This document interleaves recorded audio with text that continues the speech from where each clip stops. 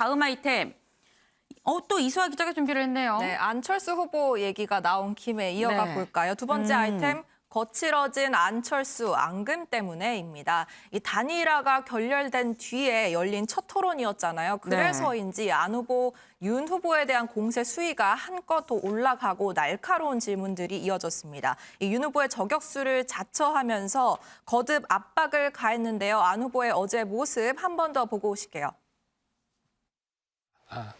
그리고 재정 문제도 어려울 땐 이렇게 쓰지만 이게 지나가면은 빨리 우리가 그 재량 지출을 줄여서 건전성을 다시 확보를 해야 된다 이렇게 생각합니다. 지금 말씀이 좀 이렇게 돌아가고 지금 핀트를 못 잡고 계신 것 같아서 다시 여쭤보면은 윤 후보께서 생각하시는 디지털 데이터 경제가 뭡니까?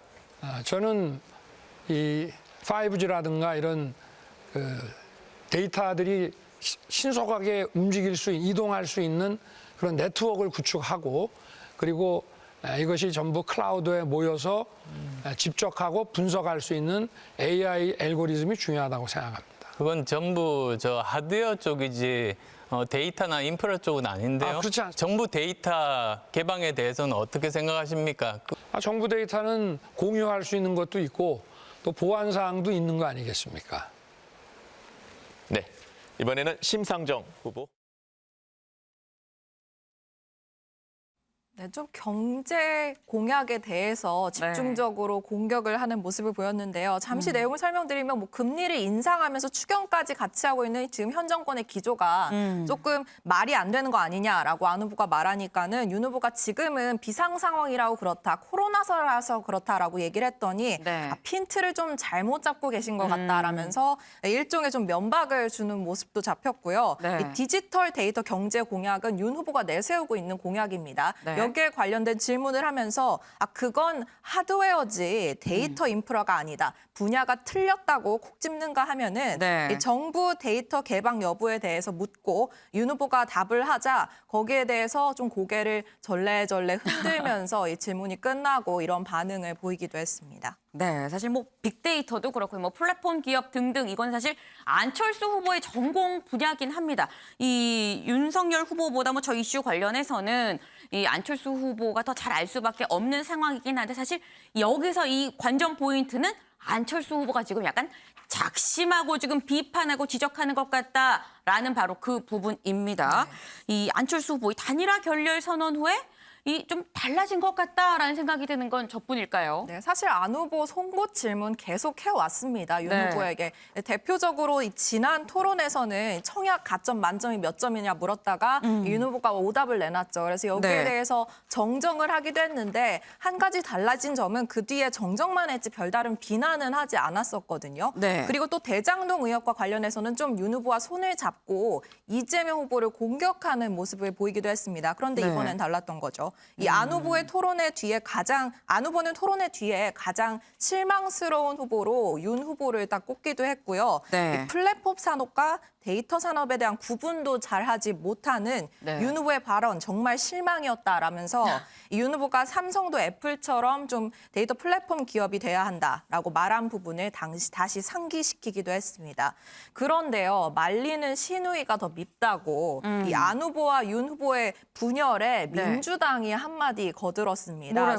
설명을 해드리면 이 민주당 선대위가 이 윤 후보가 정부 데이터 공개 문제에 대한 잘못된 인식을 표출해서 이 질문한 안철수 후보가 고개를 절레절레 흔들 정도였다라고 입장문을 발표하는가 하면 이 안 후보의 절레절레가 바로 윤 후보를 보는 국민의 마음이다라면서 이 윤 후보를 애둘러 비판하는 모습을 보이기도 했습니다. 네, 지금 보면은 뭐 저희가 앞에서 이재명 후보랑 윤석열 후보의 어떤 신경전, 뭐 난타전 부분을 좀 짚어봤으면 지금 보니까 이 안철수 후보랑 윤석열 후보 사이도 이 지금 보통이 아닙니다. 거의 뭐 약간 어제 토론회 전반적으로 막 총알이 날아다니고요, 막 칼도 막 여기저기 휘두르고요, 정신이 없었던 것 같은데 이런 상황에서도 이 핑크빛 이 러브콜이 있었습니다. 네, 다름 아닌 이재명 후보가 안 후보에게 러브콜을 보내는 모습이었는데요. 이미 공약으로 이재명 후보가 내세웠던 것이 있죠. 이 통합정부를 언급하면서 안 후보에게 어떻게 생각하냐 질문하는 모습이었습니다. 영상 보고 오시죠.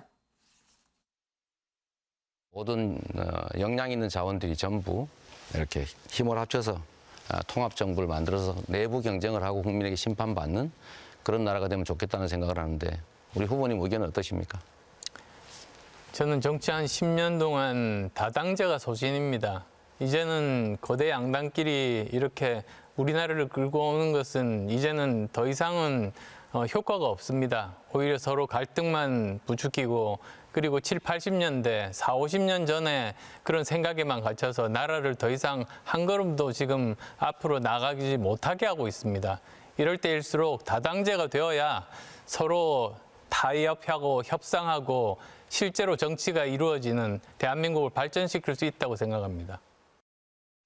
네, 이재명 후보, 안 후보에게 이 정부 통합론 얘기 왜 꺼냈는지 그 배경도 오늘 좀 설명을 했는데요. 안 후보는 한때 제가 대표로 모셨던 분이다라면서 그래서 존경하는 분이다. 이렇게 새정치민주연합 시절을 회상하기도 했고요. 또 그분이 가진 새 정치의 꿈이 제가 평소 말씀드리던 정치 개편과 일치한다라고 말하기도 했습니다. 네, 사실 국민의힘 입장에서는 이재명 후보의 이런 이 안철수 후보에 대한 러브콜 좀 굉장히 신경이 쓰일 것 같은데 신경을 안 쓰는 것 같기도 합니다. 왜냐하면 이 보니까 단일화 결렬 선언에 대해서 국민의힘 그리고 국민의당 누구 책임인지 보니까 좀 진실 공방을 벌이고 있던데요. 네, 어제 양당 후보가 좀 이 네. 결렬 선언 기자회견 전에 3시간 전쯤에 전화를 했다라고 저희가 소식을 전해드렸고 네. 이 전화 내용에 대한 양당의 해석이 다르다 여기까지 전해드렸었는데 이후에 알려진 게 이 안 후보가 기자회견을 열기 직전에 윤 후보에게 문자 메시지를 보내서 이 본인의 완주 의지를 밝혔었다. 이 얘기도 해드렸거든요. 네. 여기에 대해서 국민의힘이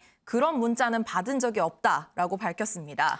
그러니까 국민의당이 다시 재반박을 합니다. 네. 그러면서 보낸 것이 확실하다. 이 문자를 보냈다는 기록이 현재 존재한다라고 다시 재반박을 하니까요. 국민의힘이 다시 한번 윤 후보에게 확인을 한 부분인 건지 네. 여기에 대해서 말하면서 윤 후보가 너무 많은 양의 문자를 매일 받아서 확인을 못한 것 같다. 하지만 그렇게 중요한 걸 왜 문자로 하냐라면서 감정 싸움을 벌이고 있는 상황입니다. 소종섭 위원님, 네. 문자를 보냈다, 못 받았다, 받았긴 한데 확인을 못했다. 그거를 왜 문자로 하냐? 이게 지금 싸울 일인가요? 결국 이제 양쪽에서 이 이른바 단일화가 무산된 그 부분을 둘러싼 명분을 갖기 위해서 서로 이제 핑퐁을 하는 거죠. 나한테는 잘못이었고 잘못은 저쪽이다라고 서로 얘기를 하는 거죠. 그 과정에서 이제 뭐 정말 이런 문제를 가지고 서로 두 당이 논쟁을 하고 뭐 맞느냐 안 맞느냐 보냈느냐 안 보냈느냐 하는 것 자체가 국민들이 뭐 일일이 이런 부분들을 다 알 필요가 있습니까? 이런 정도로 이제 어쨌든 이 단일화가 누구 무산된 것이 누구 책임이냐 이 부분에 대해서 일정한 명분을 갖기 위해서 두 당이 서로의 일정한 이 상황 관리를 하면서 핑계를 대고 있는 거다. 뭐 이런 정도로 이해하면 되지 않을까. 이런 부분들이 보여지는 모습은 이제 앞으로도 단일화가 쉽지 않겠구나. 뭐 일부 막판 단일화 가능성을 얘기하기도 하지만 전혀 없다고 할 수는 없겠지만 현재 흐름으로 봐서는 이제 단일화 부분은 거의 끝난 것이 아닌가. 뭐 이렇게 좀 판단이 됩니다. 네, 이런 모습을 보면 결국 단일화는 쉽지 않아 보인다라는 이 해설을 주셨습니다.